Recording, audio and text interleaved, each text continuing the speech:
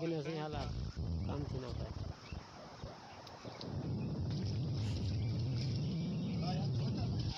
हाँ हाँ तू सा तनी वेधो ने ये चैप करना तंडू ओ भाई तू सा तनी वेध होते गए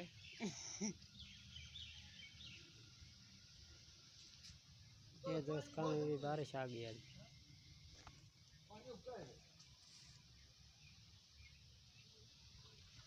मत ज़्यादा नहीं मिनट भी थोड़ी हो गई